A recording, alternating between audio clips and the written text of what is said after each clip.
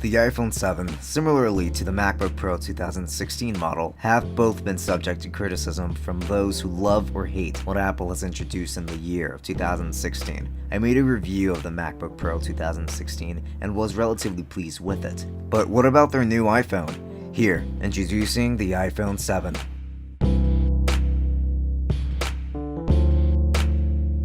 The exterior design strikes you with elegance, with a smooth aluminum surface on the back of the phone and glass on the front. This resembles its predecessors since the iPhone 6, with fewer changes to its physique. The front of the phone features a full glass casing with a 1080p front-facing camera, a 750p resolution display, and a re-engineered home button. On the back, there's a full aluminum casing with a 12-megapixel rear-facing camera that supports a resolution of up to 4K, the antenna bands along the top and the bottom, as well as the Apple logo. The bottom of the phone features the built-in stereo speakers and the lightning connector. As mentioned earlier, this phone features a 750p display, and although this resolution is subpar compared to newer Android devices, or even last generations such as the Nexus 6P, which supports a resolution of 2560 by 1440, the iPhone still has respectable colors, and quite frankly, on a small screen like this, you can't tell too big a difference. But still, for $700, I think that at least a 1080p display would not be too much to ask for. This phone comes with the same standard buttons it's included for a very long time. On the right, there's a sleep-wake button and a SIM card slot. On the left, there's a volume switch along with a volume rocker for manual volume controls. Now, the re-engineered home button I mentioned earlier is no longer a button, but a piece of glass with haptic feedback that makes the home button vibrate every time it detects a finger pressing down on it. Touch ID is very easy to work with, as it still features the second generation of Touch ID, meaning that, for me at least, it's been as simple as a quick tap to unlock. It is very fast.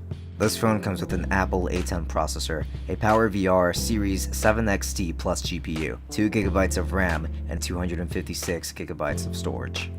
The speakers are one of the best seen in mobile devices. Between the speakers on the Nexus 6P and the iPhone 7, I can't choose a favorite. The speakers are located on the bottom as well as on the front of the phone, allowing them to get very loud.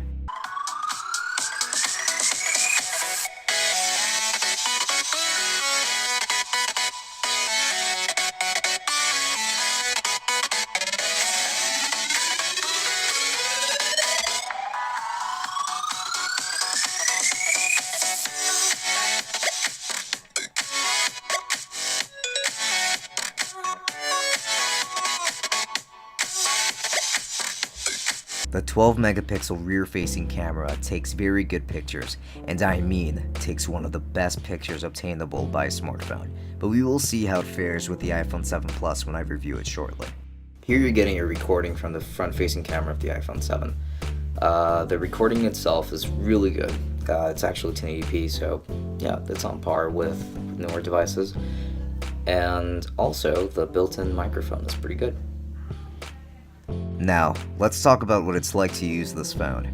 The phone is very light and thin, though it is very slippery, so I would absolutely get a case for it. The phone is very snappy, switching through applications, and even the app launch time is very quick and painless. The absence of the headphone jack isn't really so big of an issue, because they do include an adapter with the phone. Just keep it attached to your headphones, and you should be fine.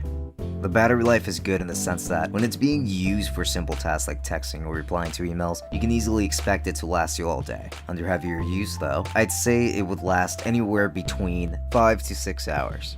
Let's talk about the performance in gaming. My favorite game to try out has always been Mortal Kombat X, because of it being one of the more demanding games I enjoy to play. Mortal Kombat X was a fun experience. I played it for quite a bit and never experienced any overheating. The game ran smoothly and the speakers even helped with making the game more immersive.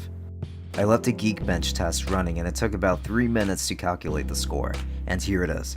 The iPhone achieved a score of 3,473 in the single-core performance and 5,760 in the multi-core test. Now, this is the point of the video where I get into the complaints. The rounded edges of the phone make it so that it is not very easy to hold it, making it a nuisance to use without a case. I'm still not a fan of how the camera always sticks out of the body, making it awkward to leave on a table without a case. And I know I said it was fine earlier, but I think everyone would appreciate a higher resolution display.